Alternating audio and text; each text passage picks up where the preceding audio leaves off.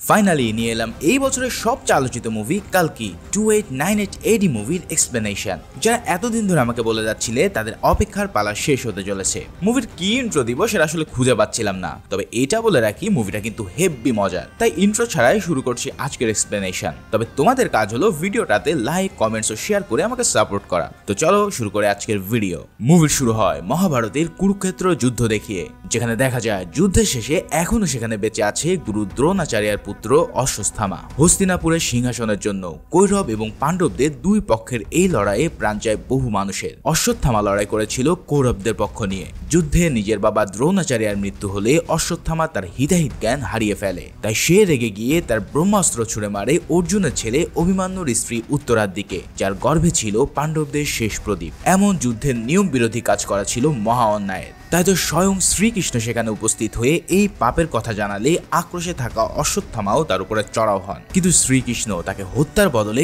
অভিশাপ দেন। তিনি বলেন, তোমার এই পাপের শাস্তি হলো আজ থেকে তুমি অমর। সবাই পৃথিবী ছেড়ে চলে গেলেও তুমি হাজার হাজার বছর ধরে বেঁচে থাকবে। তোমার রোগ হবে, বয়স হবে, মরার জন্য তুমি আকুতি জানাবে, কিন্তু মৃত্যু তোমাকে স্পর্শ করবে না। তবে এই অভিশাপ থেকে তুমি তখনই মুক্তি পাবে যখন আমাকে বাঁচানোর জন্য তুমি লড়াই করবে।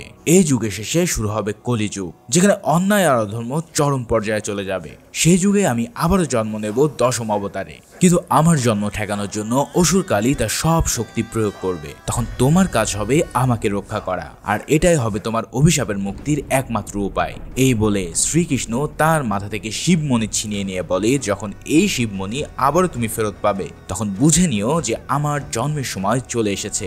সেই সাথে সাথে তুমি প্রস্তুত হবে আমাকে সুরক্ষা দিতে। এই বলে শ্রীকৃষ্ণ চলে যান আর শুরু হয় কলিযুগে। এখানে বলে রাখি যে আমি মহাভারত সম্পর্কে খুব একটা ভালো জানি না, বিধায় হয়তো আমার ইনফরমেশনে ভুল হতে পারে। তাই কোনো ভুল হলে আমাকে প্লিজ ক্ষমা করে দিও আর সঠিক কমেন্টটা জানিয়ে দিও। এই পর্যায়ে আমরা দেখতে পাই কলিযুগের আগমন, যেখানে প্রথম বিশ্বযুদ্ধ থেকে শুরু করে নিউক্লিয়ার যুদ্ধ সবকিছুই ঘটতে থাকে। তবে অশ্বত্থামা এখনো সেই সিগন্যাল অর্থাৎ তা শিবমণির দেখা পায়নি। এভাবেই বছরের পর বছর পার হতে হতে চলে আসে 1898 সাল, যা মহাভারতের প্রায় 6000 বছর পর। এরই মাঝে অশ্বত্থামা নিজেকে গুটিয়ে নিয়ে তাপস্য ধ্যানে মগ্ন হয়ে পড়েন। এই 1898 সালে পৃথিবী একদমই চেঞ্জ হয়ে গেছে। পুরো দুনিয়াতে পানি একদম নেই বললেই চলে। চারিদিকে কেবল ধুধু বালুর শহর। সব শহর ধ্বংস হয়ে গেছে, গঙ্গার পানি শুকিয়ে গেছে, পৃথিবীর আকাশ হয়ে উঠেছে বিষাক্ত আর রক্তিম। তবে পুরো পৃথিবীর সব শহর ধ্বংস হয়ে গেলেও কেবল একটা শহর তখনও টিকে আছে, আর তা হলো কাশী। এখানে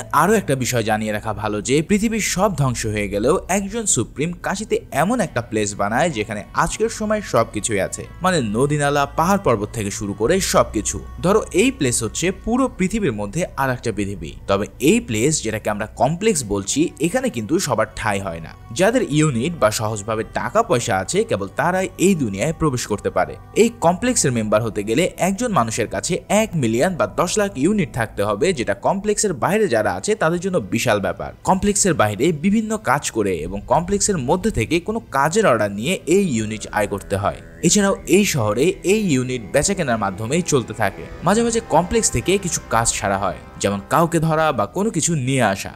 এটাকে এখানে সবাই বাউন্টি বলে। এখন এই বাউন্টির খ্যাপ মারার জন্য এক আলাদা গোষ্ঠী আছে যাদেরকে বলা হয় বাউন্টি হান্টার। মনে করো এরাই হলো এই গরিবদের কাছে ভিলেনের মতো আর কি। যাই হোক, মোটামুটি পুরো মহল আশা করি তোমরা বুঝতে পেরেছো। এবার চলো গল্পের টাইম লাইনে ঢোকা যাক। মুভির ফার্স্ট সিনে আমরা একদল মানুষকে দেখতে পাই ওই কাশীতে যেতে। এখনকার টেকনোলজি এতটাই আধুনিক হয়েছিল যে যেন সবকিছু এখানে অন্যরকম লাগে। এই দল কাশীতে যাচ্ছে নিজেদের আশ্রয় খোঁজার জন্য। এখানে আমরা রুমি নামের একজন লোককে দেখতে পাই। এছাড়াও রায়া নামের এই মেয়েটিকে দেখা যায় যে ছেলে সেজে দলের সাথে যাচ্ছিল। অবশ্য ছেলে সাজার একটা কারণ আছে যা আমরা একটু পরে জানতে পারি। তারা কাশীতে পৌঁছে গেলে সেখানকার বাউন্টি হান্টাররা মেয়েদেরকে আলাদা করে স্ক্যান করতে থাকে। এখানে জানা যায় যে এই স্ক্যান করার কারণ হলো কোন কোন মেয়ে ফার্টিল অর্থাৎ বাচ্চা জন্ম দেওয়ার ক্ষমতা রয়েছে তা জানা। এখন বাচ্চা জন্ম দেওয়ার জন্য কেন তাদেরকে বাঁচা হচ্ছে সেটা একটু পরেই দেখা যাবে। যাই হোক, সেখানে অনেকগুলো মেয়েকে জোরপূর্বক তারা আলাদা করে নেয়। আর রায়া যেহেতু ছেলে সেজেছিল বিধায় সে ধরা খায় না। তবে এরপরেই আমরা সেই বৃদ্ধ লোকটা যার নাম রুমি তাকে দেখতে পাই একটা আন্ডারগ্রাউন্ডে যেতে। আসলে রুমি ছিল একজন আন্ডারগ্রাউন্ড রেবেল বা এজেন্ট। সাম্বালা নামে পৃথিবীতে তখন একটা গোপন স্থান ছিল যেটার খবর এই কমপ্লেক্সের কেউই জানতো না। মূলত সাম্বালা নিজেদেরকে একটা ফোর্স ফিল্ডের মাধ্যমে এমন ভাবে লুকিয়ে রেখেছিল যাতে কেউই তাদের অস্তিত্ব খুঁজে না পায়। এছাড়াও সাম্বালায় কেবল তারাই থাকতো যারা সৎ ও ধর্মপরায়ণ ছিল। এখন সাম্বালাদের উদ্দেশ্য ছিল এমন একজন গর্ভবতী মাকে খুঁজে বের করা যার কোলে জন্ম নেবে একজন দেবতা। তাদের গ্রন্থ অনুসারে যখন পৃথিবীতে কলিযুগ চরম মাত্রায় পৌঁছাবে আর সকল গ্রহ নক্ষত্র সমান্তরালে চলে আসবে, তখন জন্ম নেবে একজন সেভিয়র যে এই দুনিয়ার সব অন্যায়কে ধ্বংস করে দেবে। সেই অনুসারে রুমি এক গর্ভবতী মেয়েকে এতদিন ধরে সবার কাছ থেকে লুকিয়ে রেখেছিল। আজ সে একটা মণি নিয়ে এসেছে তাকে পরীক্ষা করতে। গ্রন্থের ভবিষ্যৎ অনুসারে যদি এই মণি কোনো দেবতার গর্ভে ধারণ করা মায়ের কাছে নিয়ে যাওয়া হয় তাহলে সাথে সাথেই তা জ্বলে উঠবে এবং সবাই কনফার্ম হয়ে যাবে যে তাদের সময় এসে গেছে। কিন্তু ওই মেয়েটার গর্ভে ধরলেও যখন মণিটা জ্বলে ওঠে না তখন সবাই বুঝে যায় যে এখনো তাদের সময় আসেনি। তবে সেই মুহূর্তে সেখানে রেড পড়ে কমপ্লেক্সের আর্মিদের আর শুরু হয় এক ফাইটিং। সেই যুদ্ধে রুমির হাত থেকে ওই পাথরটা পড়ে গেলে সেটা রায়া কুড়িয়ে নেয়। এরপরে অন্যান্য সাম্বালা রেবেলের সাথে সে ওখান থেকে পালিয়ে যেতে সক্ষম হয়। তবে এই যুদ্ধে রুমি আর ওই মেয়েটা ধরা পড়ে গেলে তাদের কমপ্লেক্সে নিয়ে আসা হয় তাদের বিচার করার জন্য। তখন সেখানে উপস্থিত হয় এই কমপ্লেক্সের চিফ কমান্ডার মানাস। মানাস হলো কমপ্লেক্সের প্রধান রক্ষক। তাই সাম্বালা থেকে এমন গুপ্তচর এসেছে জেনে সে তাদের কাছে সাম্বালার লোকেশন জানতে চায়। কিন্তু রুমি কিংবা ওই মেয়েটা কোনো প্রকার তথ্য না দিলে মানাস দুজনকে হত্যা করে ফেলে। সেই সাথে সাথে বাকি রেবেলদের ধরিয়ে দেওয়ার জন্য 10,000 ইউনিটের বাউন্টি ঘোষণা করে। এখন এত বড় বাউন্টি বা প্রাইজ মানির লোভে কাশিতে যত বাউন্টি হান্টাররা ছিল তারা সবাই একযোগে নেমে পড়ে তাদের ধরার জন্য। তোমাদেরকে তো আগেই বলেছি যে যদি কেউ 10 লাখ বাউন্টি জমা করতে পারে তাহলে সে কমপ্লেক্সের বাসিন্দা হয়ে যাবে। তাই তো যত এমন বাউন্টি হান্টাররা রয়েছে তারা সবাই জান প্রাণ দিয়ে নেমে পড়ে এই রেবেলদের ধরিয়ে দিয়ে ইউনিট চাই করতে। তবে মুভির এই পর্যায়ে আমাদের সাথে পরিচয় হয় সবার মোস্ট ফেভারিট রেবেল হিরো প্রভাসের সাথে।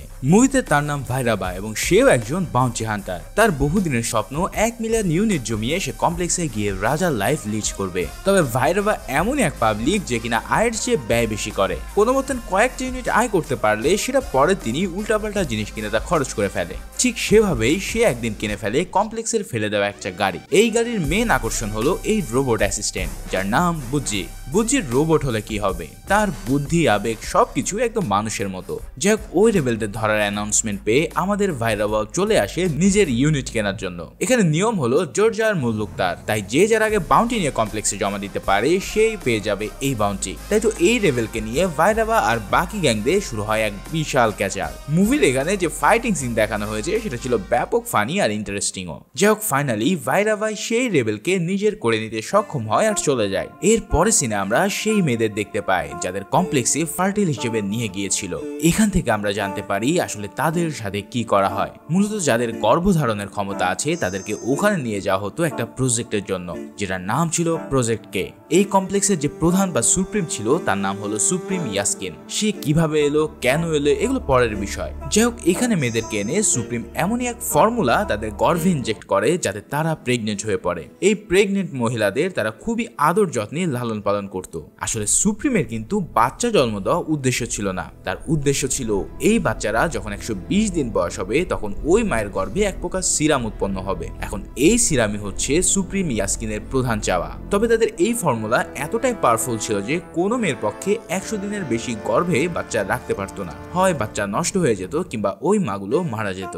এখন আরেক গ্রুপের মেয়েকে আমরা দেখতে পাই যাদের কালো ড্রেস পরিয়ে রাখা হতো। এরা হলো তারা যাদের উপর ফর্মুলা প্রয়োগ করা হয়েছিল ঠিকই, কিন্তু কোনো কারণবশত এরা প্রেগনেন্ট হতে ব্যর্থ হয়েছিল, যার ফলে এই মেয়েদের দিয়ে যারা প্রেগনেন্ট ছিল তাদের দেখাভাল করা হতো। এমনই এক মেয়ের সাথে আমরা পরিচয় হই যার কোড নেম সুম 88। এখানে তাকে দেখা যায় এক মেয়ের দেখাশোনা করতে।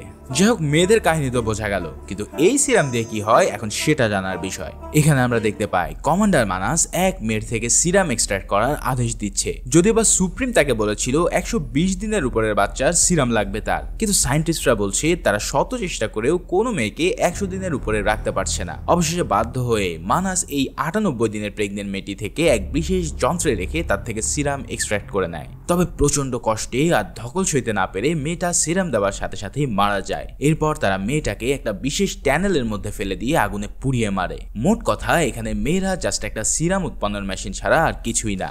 এই ঘটনার পর সায়েন্টিস্টরা মানাসকে খুব করে ধরে এটা জানার জন্য যে কেন সুপ্রিম 120 দিনের বেশি বয়সের সিরাম লাগবে। এখন এই কাহিনী মানাস নিজেও জানে না, কিন্তু সায়েন্টিস্টরা বলে যদি আসল কারণ তারা জানতে না পারে তাহলে কোনোভাবেই আমরা এই বাচ্চার বয়স বাড়াতে পারবো না। এই সব শুনে মানাস সিদ্ধান্ত নেয় সায়েন্টিস্ট সায়েন্টিস্টদেরকে সুপ্রিম ইয়াস্কিনের সাথে দেখা করানোর। সেখানে রওনা দেওয়ার আগে সায়েন্টিস্ট আবার খেলে এক অন্য খেলা। সে ওই সিরামের বদলে এক বিশেষ সিরাম সাথে করে নিয়ে যায় ইয়াস্কিনকে মারার জন্য। যাই হোক, এরপর তারা রওনা দিলে প্রথমে তাদের সাথে দেখা হয় কাউন্সিলর বানির সাথে। বানি এরপর তাদের নিয়ে এক বিশাল লিফটে চড়ে বসে আর সেটা নিয়ে চলে যায় ইয়াস্কিনের কাছে। এরপরে আমরা দেখতে পাই সেই কাঙ্ক্ষিত ভিলেন বা ডিভিল সুপ্রিম ইয়াস্কিনকে। একদম রোগা এবং বিভিন্ন তার জোড়া লাগানো এই লোকই নাকি তাদের কমপ্লেক্সের সুপ্রিম। কোনো বিশেষ এক বলে সে পানির উপর ভেসে আছে আর তার চারিপাশে ঘুরছে 5টি বল। এই বলগুলোই তার হাতের কাজ করে থাকে। মোট কথা সে দেখতে একদমই যাচ্ছে তাই আর ভয়ঙ্কর। এরপর মানাস তাকে ওই সিরাম তুলে দিলে দেখা যায় ইয়াস্কিন তার বুকের এক ফুটোয় ঢুকিয়ে নিজেকে চার্জ করে নিচ্ছে। তার মানে এটা পরিষ্কার যে সুপ্রিমের বেঁচে থাকার জন্য হয়তো এই সিরামগুলোই একমাত্র ভরসা। কিন্তু এবার তো সিরামে ভেজাল ছিল, তাই তো ভালো হওয়ার বদলে সুপ্রিম ধূপ করে পানিতে পড়ে গিয়ে গায়েব হয়ে যায়। কেউ তো বুঝতেই পারে না যে কাহিনী কি। কিন্তু একটু পরে সে রুদ্রমূর্তি ধারণ করে বিকট ভয়ানক ভাবে উঠে পড়ে আর ঠিকই সায়েন্টিস্টের গলা চেপে ধরে জানতে চায় যে সে কেন তাকে হত্যা করতে চাইছে। তখন সায়েন্টিস্ট তার হাতে ছুরি দিয়ে তাকে আঘাত করে, কিন্তু এই আঘাতে সুপ্রিমের কিছুই হয় না। সে জানায় এসব মৃত্যু সে অনেক আগে পার করে এসেছে। সায়েন্টিস্ট তাকে বলে, আমি মানুষদের তোর হাত থেকে বাঁচানোর জন্য তোকে মারতে চাই, কিন্তু সুপ্রিম জানায় সেই কাজ তো আমি নিজেই করছি। তোরা মানুষেরা নিজেদের জন্য প্রকৃতি ধ্বংস করেছিস, তাই আমি প্রকৃতি বাঁচানোর জন্য তোদের ধ্বংস করছি। এই বলে সে তার এক ফোঁটা চোখের জল ওই সায়েন্টিস্টকে খাওয়াতেই সে ছটফট করে মারা পড়ে। তার মানে কি বুঝতে পারছো কি ভয়ানক পাওয়ারফুল এই সুপ্রিম? এরপর সে কমান্ডারকে আদেশ দেয় যেন এবার সে যে করেই হোক 120 দিনের সিরাম তার জন্য রেডি করে রাখে। এই বলে সে আবারও তার ধ্যানে বসে। তবে এর পরের সিনে এক চমক দেখা যায়। গর্ভধারণে রিজেক্ট হওয়া সুম 88 কোনো একভাবে প্রেগনেন্ট হয়ে বসে আছে আর তার গর্ভের সন্তানের বয়স 150 দিন। যেখানে কারোর 100 দিনের উপরে বাচ্চা থাকে না, সেখানে সুমের 150 দিন মিরাক্কেল ভাবে প্রেগনেন্ট হয়ে আছে। তবে সে এই কথা কাউকে বলে না, কারণ সে চায় এই বাচ্চাকে পৃথিবীতে জন্ম দিতে। কিন্তু অমন জায়গায় তো এই কথা গোপন রাখা অসম্ভব। তাই তো সে একদিন ধরা খেয়ে যায় তার বান্ধবী লিলির কাছে। লিলি এই কথা কমপ্লেক্সে জানিয়ে দিতে চায়, কারণ এই 150 দিনের সিরাম যদি সুম তাকে দিতে পারে তাহলে তাকে তারা রানীর মতো করে রাখবে। কিন্তু সুম কোনোভাবে রাজি হয় না। তখন লিলি বলে, আচ্ছা ঠিক আছে, আমি দেখছি কি করা যায়। এদিকে আমরা ভাইরাভাকে দেখতে পারি তার বাউন্টি নিয়ে কমপ্লেক্সের দিকে যেতে। তবে তার যে বাউন্টি আছে সে বলে, তুমি আমার হিরো, আমি বহু লোকের কাছ থেকে তোমার গল্প শুনেছি, তুমি নাকি আজ পর্যন্ত কারোর কাছে হেরে যাওনি, তাই প্লিজ আমাকে মুক্ত করে তোমার সাথে থাকতে দাও। তখন ভাইরাভার মন কিছুটা নরম হয়, তবে সে জানায় আমি হচ্ছে একজন সেলফিশ মানুষ, আমি কেবল আমার নিজের স্বার্থ নিয়ে ভাবি। এরপর সে জানায় কিভাবে ভাইরাভা এই কাশিতে এলো। সে যখন একদম বাচ্চা ছিল তখন যুদ্ধ তাকে অনাথ করে দেয়। সেই সময় এক ক্যাপ্টেন তাকে কুড়িয়ে নিয়ে তার সাথে নিয়ে যায়। সেই ক্যাপ্টেন ছিল এক তুখোড় যোদ্ধা। সে ভাইরাভাকে সকল যুদ্ধ শেখানোর পাশাপাশি এও শেখায় যে কিভাবে এই দুনিয়ায় সেলফিশ হয়ে বাঁচতে হয়। তবে এক সময় তার ক্যাপ্টেনের বীরত্ব দেখে কমপ্লেক্স তার উপরে বাউন্ডারি ধরিয়ে দেয়। ক্যাপ্টেনের সব ভালো দিক থাকলেও সে ছিল একজন জুয়ারি। জুয়ায় সব হারিয়ে একদম শেষে সে ভাইরাভাকেও বিক্রি করে দেওয়ার সিদ্ধান্ত নেয়। তবে ভাইরাভা ইতিমধ্যে শিখে গিয়েছিল যে কিভাবে সেলফিশ হতে হয়, তাই তো ভাইরাভাকে বিক্রি করার আগেই সে নিজেই ক্যাপ্টেনকে ধরিয়ে দিয়ে বাউন্ডারি নিয়ে নেয়। এই কাণ্ডে ক্যাপ্টেন না রেগে গিয়ে উল্টো অনেক খুশি হয়ে যায় তার বুদ্ধি দেখে, কেননা এই বুদ্ধি তো এতদিন সেই শিখিয়েছিল। যাক, এমন গল্প শুনে সবাই বুঝতে পারে যে ভাইরাভা কমপ্লেক্সের মধ্যে যাওয়ার জন্য কেন এত ইচ্ছা পোষণ করে। তবে ভাইরাভা ছিল বেহিসাবি এবং বাকি খাওয়ার ওস্তাদ। তার কাছে ধারের টাকা পায় না এমন কেউই বাকি ছিল না। এমনকি নিজের ঘরের মালিককে সে 10 বছর ধরে তার ভাড়া পরিশোধ করে না। এমনই এক পাওনাদার ছিল রক্সি। যদিও রক্সির ভাইরাভার উপরে কাজ ছিল, তাই তো সে টাকা না চেয়ে তার ভালোবাসা চায়। ইতিমধ্যে রক্সি জানায় সে কমপ্লেক্সে একটা জব অফার পেয়েছে, তাই আজ থেকে সে কমপ্লেক্সে চলে যাচ্ছে। এই কথা শুনে ভাইরাভা বায়না ধরে তাকে যেভাবেই হোক কমপ্লেক্সে 1 সেকেন্ডের জন্য হলেও সে যেন নেওয়ার ব্যবস্থা করে। এখন ক্রাশের অনুরোধ তো আর ফেলা যায় না, তাই সে কোন রকম তার জন্য 1 ঘন্টার একটা পাস নিয়ে তাকে কমপ্লেক্সে প্রবেশ করাতে সক্ষম হয়। এই কমপ্লেক্সে ঢুকে ভাইরাভার অনেক দিনের আশা যেন পূরণ হয়। কিন্তু কাজের সাইটে ঢুকেছে দেখে সে কমপ্লেক্সের কিছুই দেখতে পারছিল না। তাই জীবনের ঝুঁকি নিয়ে সে সিদ্ধান্ত নেয় যা হওয়ার হবে, আমি পুরো কমপ্লেক্স ঘুরে দেখতে চাই। তাই রক্সির এক গাদা নিষেধ সত্ত্বেও সে কমপ্লেক্সে গোপনে বেরিয়ে পড়ে। এর মাধ্যমে আমরা দেখতে পাই কমপ্লেক্স এমনই এক জায়গা যেখানে সব আছে। মূলত আজকের দিনে আমাদের কাছে যা প্রাকৃতিক বা যার তেমন মূল্য অনুভব হয় না, সে সব কিছুই সেখানে রয়েছে। কেননা পৃথিবী ধ্বংসের মুখে যেখানে একটা গাছও বেঁচে নেই, সেখানে এমন একটা প্লেসকে নেহাত স্বর্গ বললেই ভুল হবে না। এখানে এসে তো ভাইরাভা যেন পাগল হয়ে যায়। সে দেখতে পায় সব বড় লোকেরা টাকার বিনিময়ে একদম বিন্দাস লাইফ পার করছে, একদিনের জন্য সে ও রক্সি মন মতো চিল করে নেয় সেখানে। তবে ফাইনালি গার্ডদের হাতে ধরা পড়লে তাকে লাথি দিয়ে সেখান থেকে বের করে দেওয়া হয়। তবে মুভির আসল কাহিনী শুরু হয় এখান থেকে। এই সময় ঘটতে থাকে সব অলৌকিক ঘটনা। একদিকে কাউন্সিলর বানি গঙ্গার মাঝে খুঁজে পায় 1000 বছরের পুরানো এক ব্রহ্মাস্ত্র, যা দেখে সে পুরোই হতবাক হয়ে যায়। অন্যদিকে সুমিকে টেকনিক্যালি ধরিয়ে দেয় তারই বান্ধবী লিলি, যার ফলে কমান্ডার মানুষ তো পুরো অবাক হয়ে পড়ে। 150 দিনের বার্তা সিরাম সুপ্রিমকে দিতে পারলে সে হয়ে উঠবে আরো শক্তিশালী। তাই তো সুমের কাছ থেকে তারা জোর করে সিরাম এক্সট্রাক্ট করা শুরু করে থাকে। এর অপর দিকে আমরা আবার ওই পিচ্চি মেয়ে রায়কে দেখতে পাই, যে কিনা কমপ্লেক্সের লোকদের ধাওয়া খেতে খেতে এক পুরাতন মন্দিরে চলে এসেছে। এই মন্দিরে এসে তার সাথে দেখা হয়ে যায় মহাভারতের যোদ্ধা অশ্বত্থামার সাথে।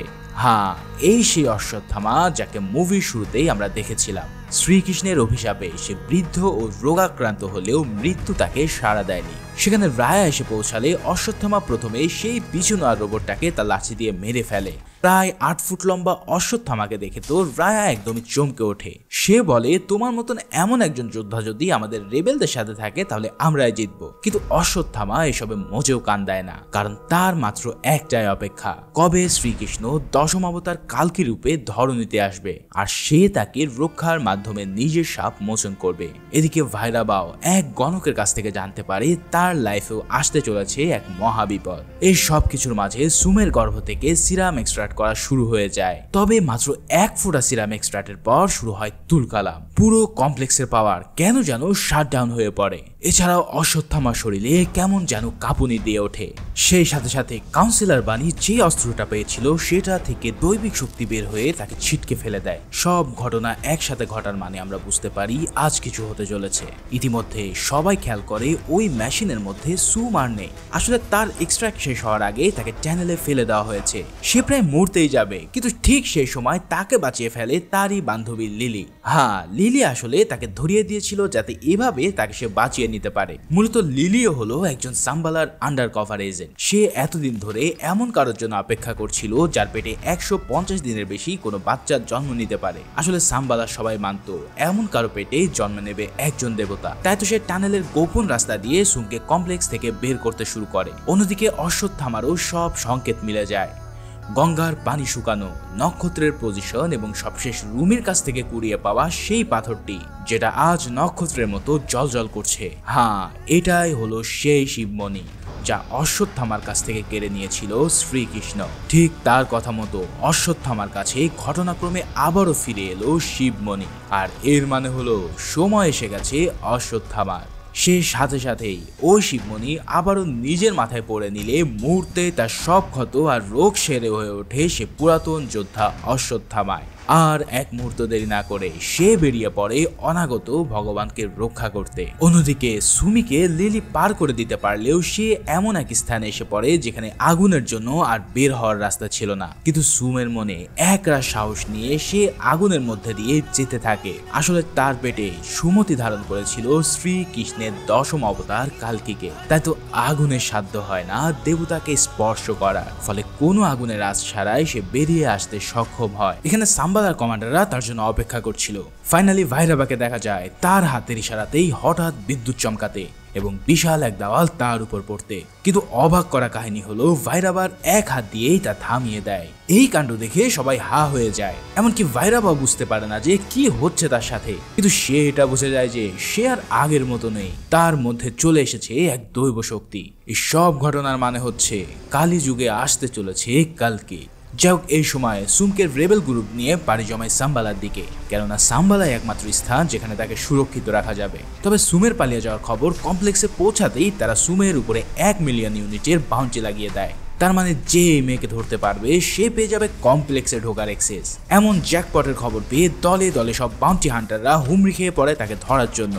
ইতিমধ্যে ভাইরাবার কাছেও এই খবর চলে গেলে সে তো খুশিতে আটখানা হয়ে পড়ে, কেননা এটাই তার ফাইনাল সুযোগ কমপ্লেক্সে ঢোকার। যাই হোক, পুরো বাউন্টি হান্টাররা তাদের উপরে একের পর এক হামলা চালায়। গাড়ির ভিতরে থাকা কায়রা ও জিসান অনেক ট্রাই করতে থাকে তাদের হাত থেকে উদ্ধার হওয়ার জন্য, কিন্তু এই যুদ্ধে কায়রা নিজেকে বিসর্জন দিয়ে সুমিতিকে বাঁচিয়ে নেয়। বলে রাখি, সুম 88 থেকে কায়রায় তার নাম দেয় সুমতি। এরপর তাদের জন্য আর শেষ রক্ষার কেউ না থাকলে তখনই সেই মুহূর্তে হাজির হয় দেবতার রক্ষী অশ্বত্থামা। 8 ফুট উঁচু অশ্বত্থামা তার হাতে থাকা লাঠি দিয়ে একে একে সবগুলোকে গুড়িয়ে দিতে থাকে। একজন মহাভারতের যোদ্ধা, তার সাথে কি এই জামানার কেউ পেরে উঠতে পারে? তবে ঠিক সেই মুহূর্তে এন্ট্রি হয় হিরো রূপে ভিলেন ভাইরাবার। ভাইরাবার ম্যানিপুলেশন পাওয়ার ছিল, যেখানে সে একাই অনেকগুলো কপি হয়ে ধোকা দিতে পারত। এছাড়াও কাল তার অন্যরকম পাওয়ারের অধিকার হওয়ার কারণে শুরু হয়ে যায় অশ্বত্থামা আর ভাইরাবার এক তুখোড় লড়াই। মুভিতে এই লড়াই এমন কড়া লেভেলে দেখানো হয়েছে যার কোনো এক্সপ্লেনেশনই হয় না। মোট কথা যাকে বলে শেয়ানে শেয়ানে লড়াই। মহাভারতের যোদ্ধাও যেন এই 6 ফুটের ভাইরাবার সাথে কোনোভাবেই পেরে ওঠে না। তবে এভাবে টানা লড়াইয়ে ফাইনালি অশ্বত্থামা সক্ষম হয় ভাইরাবাকে বশ মানাতে, এবং এরপর তারা সবাই মিলে চলে যায় সাম্বালায়। এদিকে কাউন্সিলর বানি মানাসকে ডেকে এনে দেখা যে তারা যে অস্ত্রটি কাল পেয়েছে সেখানে কেউ আজকে হাতই দিতে পারছে না। তার মানে হলো এটা একটা ব্রহ্মাস্ত্র, যার নাম গাঞ্জিভ। এই গান্ডিভ স্বয়ং ব্রহ্মা বানিয়েছিলেন, যা দিয়ে দেবতাদেরও পরাজিত করা যেত। এটা কেবল সেই চালাতে পারবে যিনি দেবতাদের শক্তি ধারণ করে। এছাড়াও সে সেখান থেকে জানতে পারে যে এক বিশাল লম্বা লোক যার মাথায় মণি আছে, সে ওই মেয়েটাকে উদ্ধার করে নিয়ে গেছে। তখন বনি সাথে সাথে বুঝে যায় যে এটাই হলো অশ্বত্থামা। পুরাণের ভাষ্য মতে অশ্বত্থামা আবারও জেগে উঠেছে আগত দেবতাকে রক্ষা করার জন্য।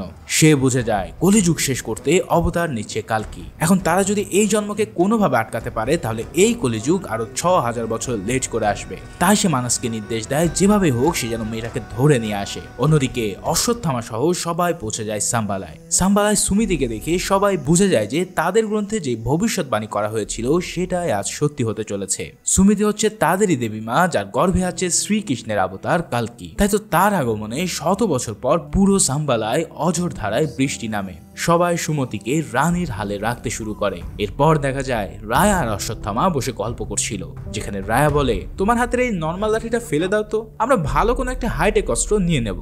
যবে অশ্বত্থামা জানায় এটা কোনো সাধারণ অস্ত্র নয়, এটা হলো এক ব্রহ্মাস্ত্র, যার মালিক ছিল তারই বন্ধু কর্ণ। সে তখন মহাভারতের ফ্ল্যাশব্যাক বলতে শুরু করে, যেখানে দেখা যায় তার এবং ব্রহ্মাস্ত্র গান্ডিবধারী কুন্তী পুত্র অর্জুনের লড়াই। যদিও এই গান্ডিবের শক্তির কাছে অশ্বত্থামা ছিল নেহাতি একজন অসহায় ব্যক্তি, তবে সেই সময় তারই বন্ধু কর্ণ এসে তাকে রক্ষা করে। এই লাঠিটা এতটাই পাওয়ারফুল ছিল যে যেটা অর্জুনের গান্ডিবের চেয়েও অনেক শক্তিশালী। কিন্তু এখন এই অস্ত্রের কোনো মূল্য নেই, কেননা শুধুমাত্র কর্ণের ছোঁয়াতেই এই অস্ত্র অ্যাক্টিভ হবে। এই সব শুনে রায়ার যেন কিছুতে বিশ্বাস হতে চায় না। ওদিকে দেখা যায় ভাইরাবা এই যুদ্ধে হেরে যাওয়ার পাশাপাশি কমপ্লেক্সের গার্ডদেরকে সহযোগিতা না করার কারণে ভাইরাবাকে কমপ্লেক্স থেকে আজীবনের জন্য ব্ল্যাক লিস্টেড করে দেওয়া হয়। সেই সাথে সাথে তার জমানো সব ইউনিটি জব্দ করে নেওয়া হয়। এই কাণ্ডে ভাইরাবা তার শেষ আশাও হারিয়ে ফেলে সবকিছু ছেড়ে দিয়ে চলে যায়। মনমরা ভাইরাবা যখন সব আশা ছেড়ে দেয় তখন ওই যে সাম্বালার এক রেবেলকে সে ধরে এনেছিল সে বলে, ভাইরাবা তুমি তো হিরো, তুমি আমার সাথে সাম্বালায় চলো, কারণ ওখানে সবাই তোমাকে অনেক আদর করবে। এই কথা শুনে ভাইরাবার মনে একটা কুবুদ্ধি চালু হয়, কারণ একমাত্র এই ছেলেটাই তাকে পারবে আবারও তার মিশন শেষ করতে। কারণ সাম্বালার বাসিন্দা ছাড়া কারোরই জানা ছিল না যে এই সাম্বালা কোথায় লুকিয়ে আছে। যাই হোক, এবার ভাইরাবা তার গাড়িকে আরো অনেক বেশি আপডেট করে নেয় ফাইনাল ব্যাটেলে যাওয়ার জন্য। সেই সাথে সাথে কমান্ডার মানাসকে বলে, আমি একমাত্র পারবো সেই জায়ান্ট যোদ্ধার সাথে ফাইট করতে, তাই যদি আমি তোমাকে সুমতি এনে দিই তাহলে আমার ব্ল্যাক লিস্ট তুলে নিয়ে আমাকে কমপ্লেক্সে জায়গা দিতে হবে। এই অফারে মানাস তো খুব খুশি মনে তাকে রাজি হয়ে মিশনে যেতে বলে। এরপর ভাইরাবা আর তার আপডেটেড গাড়ি নিয়ে ওই ছেলের মাধ্যমে সোজা চলে যায় সাম্বালায়। প্রথমে সবাই তাকে আটকাতে চাইলেও ছেলেটা জানায় যে সে আমাদের পক্ষে লড়াই করতে এসেছে, ফলে কেউই আর তাকে চেক না করে প্রবেশ করতে দেয়। কিন্তু একটু পরে শুরু হয়ে যায় ভাইরাবার তাণ্ডব। সে সুমতিকে নিয়ে যাওয়ার জন্য আবারও যুদ্ধ শুরু করে দেয়। তবে সুমতিকে নিতে হলে তাকে হারাতে হবে অশ্বত্থামাকে। শুরু হয় এক কড়া লেভেলের ফাইট। তবে এরই মাঝে ঘটে যায় এক অন্য কাহিনী।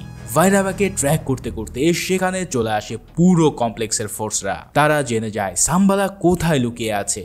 এর জন্য সেই ফোর্স শিল্ডের বাইরে এসে তারা একের পর এক মিসাইল লঞ্চ করে তা ডিস্ট্রয় করে দিতে থাকে। কিন্তু কিছুতেই কিছু না হলে শেষে মানাস এমন এক বিধ্বংসী পাওয়ার লঞ্চ করে যাতে পুরো পাওয়ার শিল্ড ভেঙে সাম্বালা হয়ে পড়ে একদম অরক্ষিত। ইতিমধ্যে সাম্বালার সকল ফাইটাররা প্রস্তুতি নেয় তাদের জীবনের ফাইনাল ব্যাটেলের জন্য।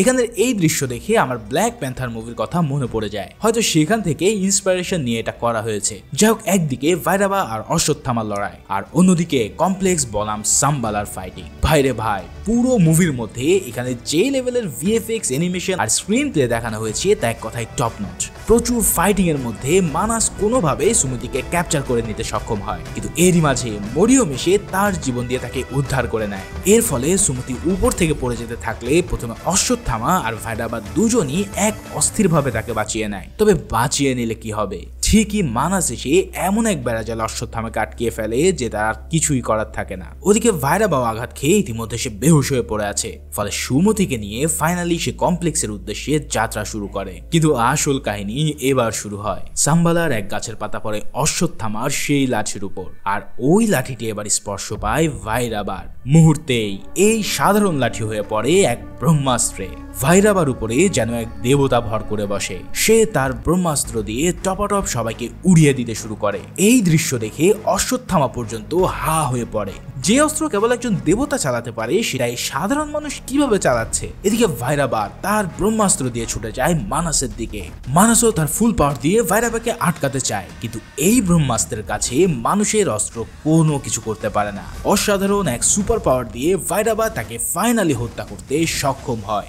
এই সিনটা পুরো মুভির মধ্যে এতটাই অসাম ছিল যে যা ভাষায় প্রকাশ করা যায় না। সব শেষ হয়ে গেলে ফাইনালি ভাইরাবা সুমিতিকে নিয়ে আসে, কিন্তু ঠিক সেই সময় বুজ্জি তাকে ভাইরাবা বলে ডাক দিলে হঠাৎ করেই যেন ভাইরাবার ঘোর কেটে যায়, যার ফলে আবার সে হয়ে পড়ে আগের চালাক চতুর ভাইরাবাতে। এরই মধ্যে সে যখন দেখতে পায় আরে বাউন্টি তার কোলে, তখন সে এক মুহূর্ত দেরি না করেই সুমিতিকে কিডন্যাপ করে নিয়ে যেতে চায়। কিন্তু সুমিতির রক্ষক অশ্বত্থামা ঠিকই তাকে ঠেকানোর অনেক চেষ্টা করতে থাকে। সেই সাথে সে বলতে থাকে, বন্ধু দয়া করে আমার কথা শোনো। কিন্তু ভাইরাবা ঠিকই সুমিতিকে নিয়ে পাড়ি দেয় কমপ্লেক্সের দিকে। ঠিক সেই সময় রায়া এসে প্রশ্ন করে, আচ্ছা একে তুমি বন্ধু বললে কেন? এই লোকটা আসলে কে?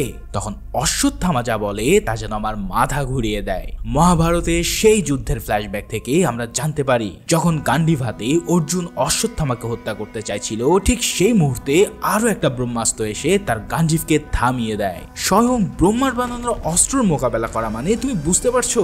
ঠিক তখনই আমরা দেখতে পাই সেই অর্জুনকে হারানো ব্রহ্মাস্ত্রের মালিক দেবতা পুত্র কর্ণকে। এই সেই কর্ণ যে ছিল আচার্যা পুত্র অশ্বত্থামার মিত্র।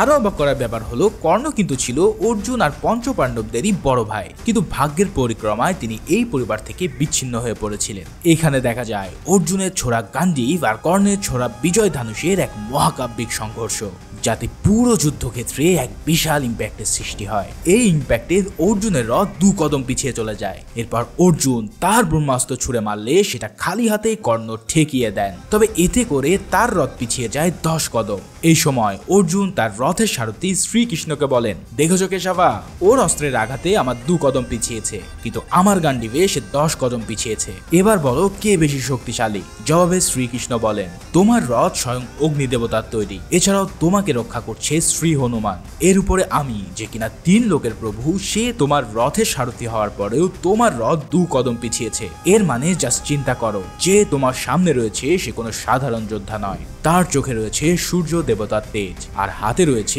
বিজয় ধানুষ। তাকে হারানো এত সোজা নয়, কারণ সে হলো সূর্যপুত্র কর্ণ।